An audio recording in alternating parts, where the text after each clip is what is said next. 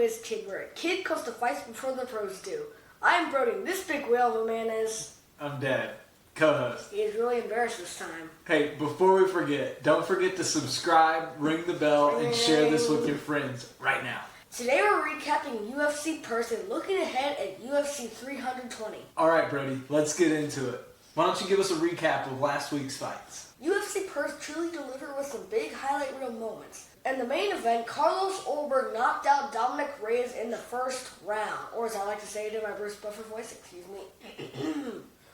Ladies and gentlemen, referee Mark Goddard called a stop to this contest at 4 minutes, 48 seconds of the very first round, declaring the winner by knockout, Carlos Black Jack Ulberg!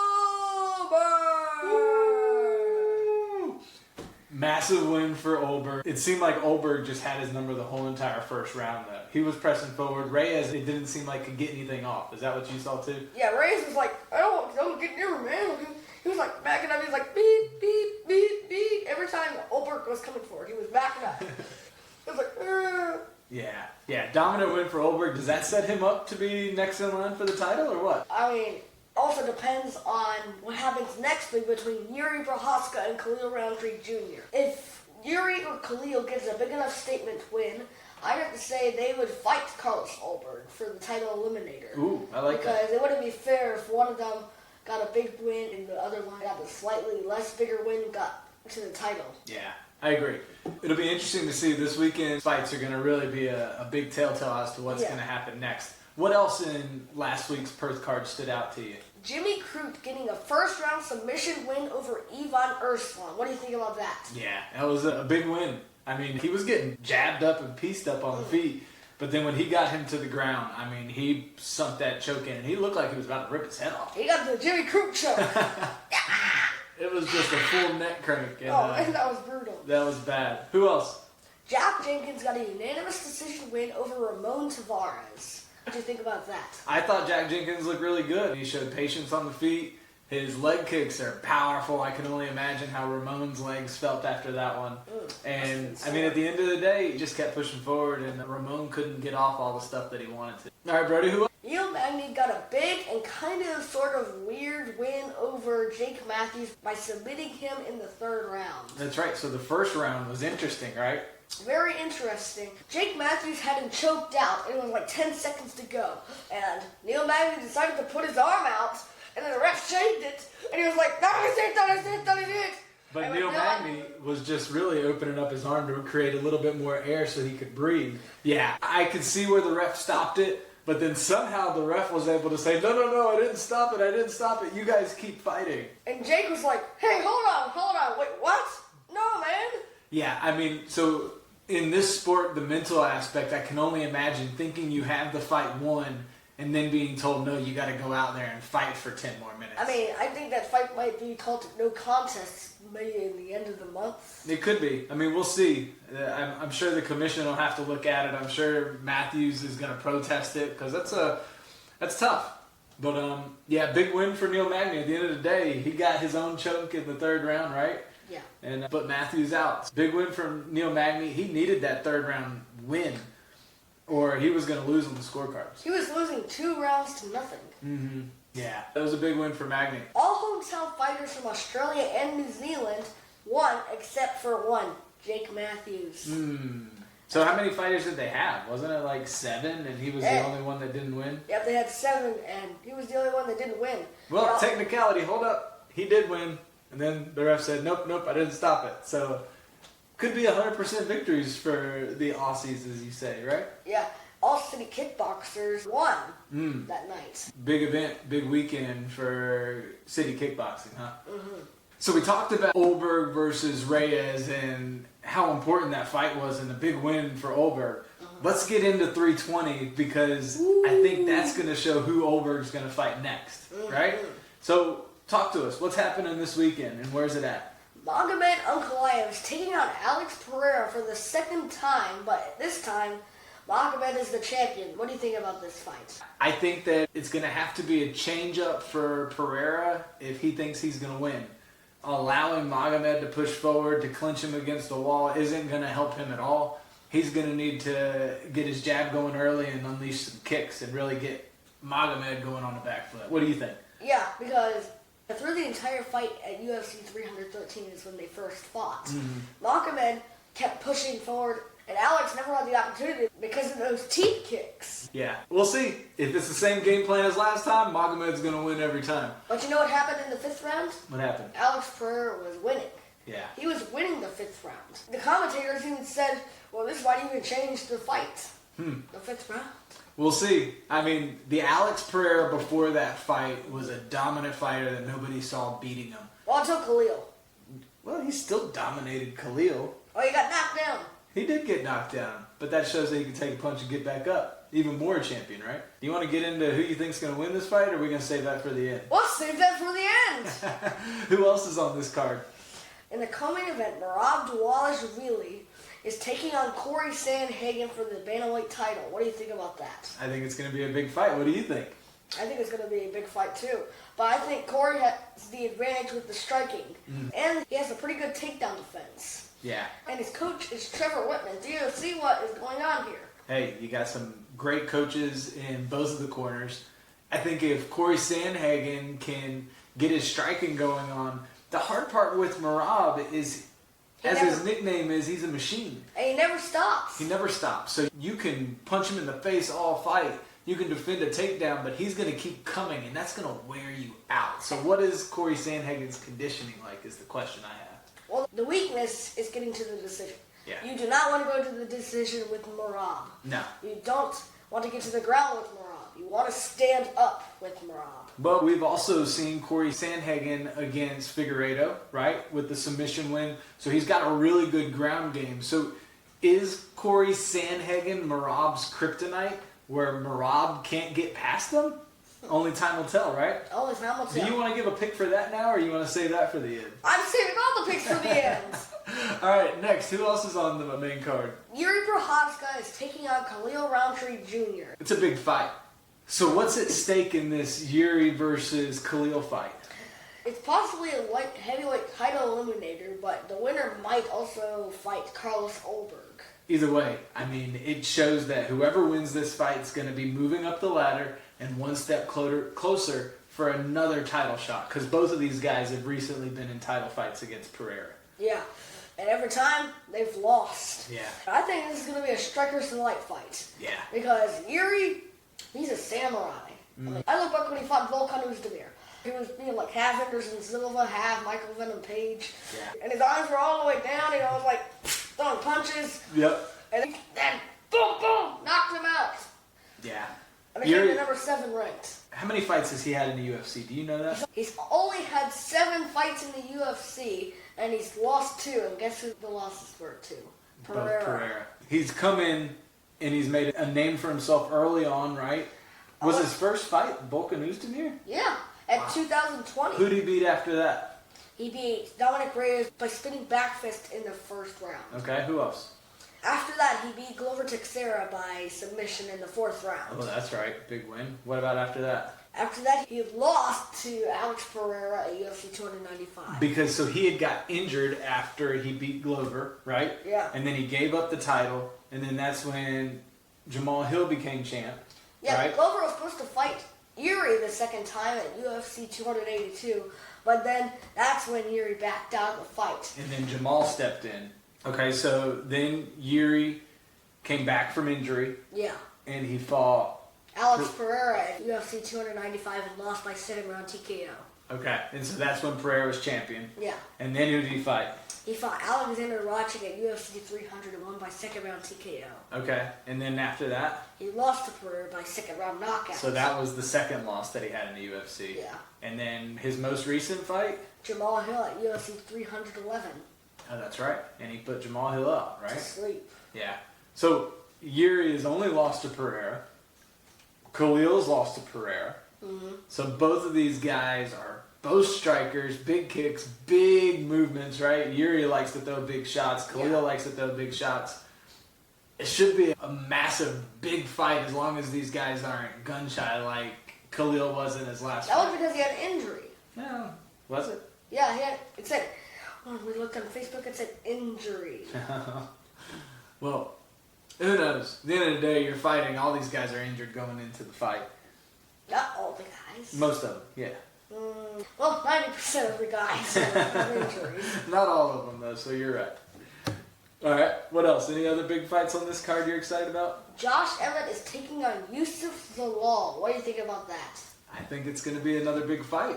Youssef has a lot to prove. Josh Emmett is trying to regain his dominance in the division and trying to get back up there, so there's a lot at stake. He's only won one of his last 4 fights. But who are his last 4 fights? His most recent fight was Lerone Murphy. He lost by unanimous decision. Before that, he beat Bryce Mitchell and won by knockout in the first round. Vicious knockout. And he deserved knockout of the year for that. Yep, and who was before that? He lost to Ilia Topuria by unanimous decision. But they said that Ilia Topuria truly dominated in that fight. Yeah, and what about before that?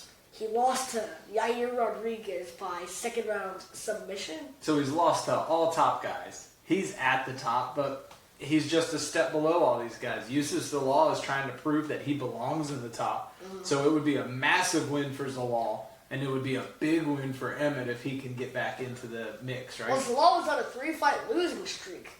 And then he got in a draw with Damone Blackshear and Bantamweight. And then he got kicked out of the UFC. And then he came back into the UFC, and now he's on a 4-fight winning streak.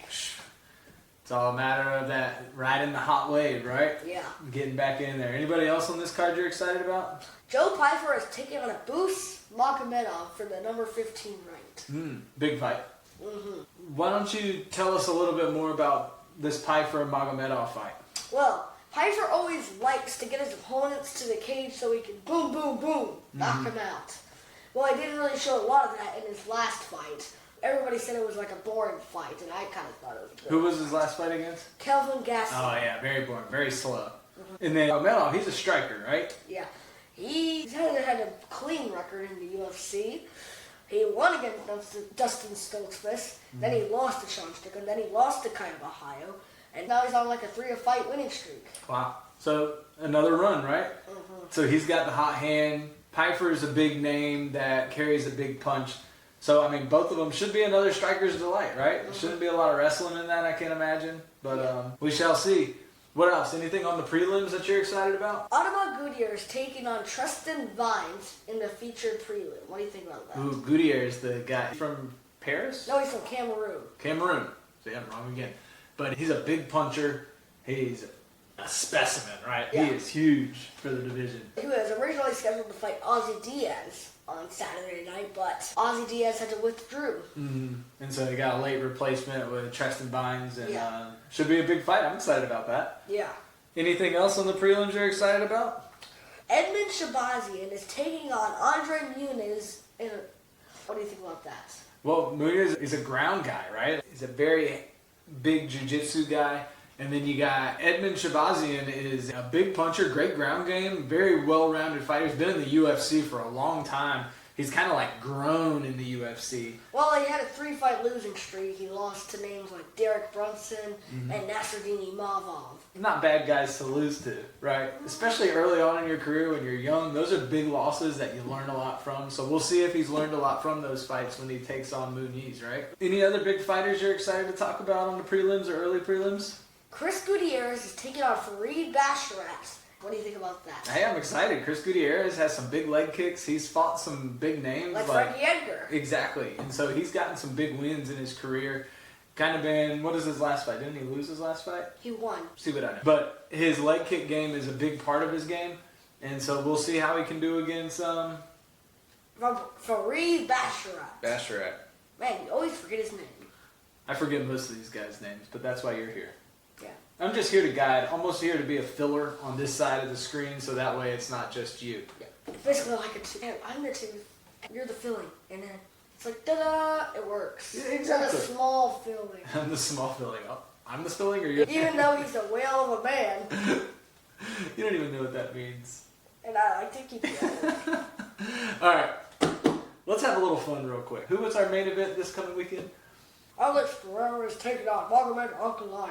That's good enough. Let's do a little Joe Rogan. Let's say that Alex Pereira knocks out Ankalaev. What is Joe Rogan going to sound like as Ankalaev goes down?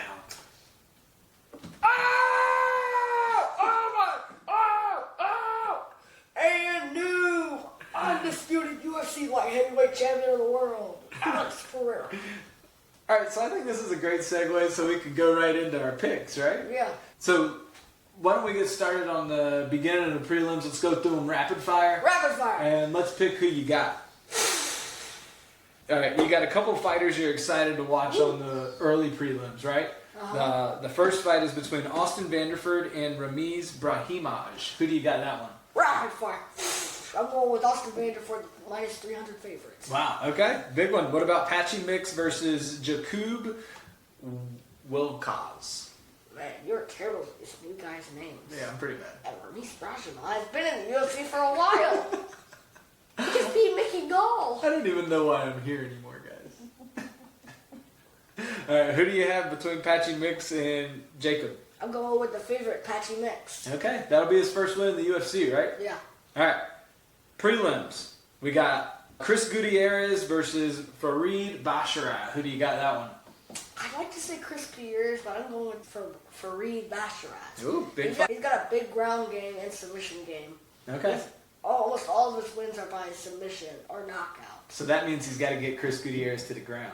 I feel like when I've seen Chris Gutierrez on the ground, though, he doesn't go far. So this could be a very open door for Farid to do something, right? Yeah. Okay. Edmund Shabazian versus Andre Muniz. I'm going with Edmund Shabazian. Is this an early finish or is this going to a decision? I'd say first, second round finish. Second round finish by strikes by Edmund Shabazian? Yeah. Let's it's go. either if he knocks him down to the ground, it's probably either stand-up knockouts or ground-and-pound knockouts. Okay. What about Atabak Gutierrez versus Tristan Vines? I gotta go with the favorite, Atabak Gutierrez. Atabak Gutierrez. Yeah, he looked great in his last fight. I'm excited to see him this one. Uh-huh. All right, main card. Woo! Abus Magomedov versus Joe Pyfer. Go. I'm gonna have to go with Joe Pyfer. Joe Pyfer. Finish or decision? Finish. Finish. Let's go, Joe. Josh Emmett versus Youssef Zalal. I'm going with Youssef Zalal, second round or third round TKO or submission. Wow, so this is going to be a big win for Youssef, you think? Yeah. Jiří Procházka versus Khalil Rountree Jr. Well, I'm going with the slight favorite, Jiří Procházka. Is this one going to be It's going to be a finish. a big fight then? Fun fight. Listen, fight fans, it is going to be a finish. Keep a watch out. Put it in your comments below and your picks on Jiří Procházka versus Khalil Rountree Jr. or all the fights that are happening at 320. Put it in the comments below. I love it. Co-main, Merab Dvalishvili versus Cory Sandhagen for the Bantamweight champion of the world. I like Cory and all, but I have to go with the machine Merab. He never goes tired. Yeah. I haven't seen him go tired. The only time I've seen him get finished was when he got submitted by Ricky Simone. This video will show you. It's hard to pick against Merab. Right? Yeah. All right. Light heavyweight title of the world. Magomed Ankalaev versus Alex Pereira. Who do you have for the champion?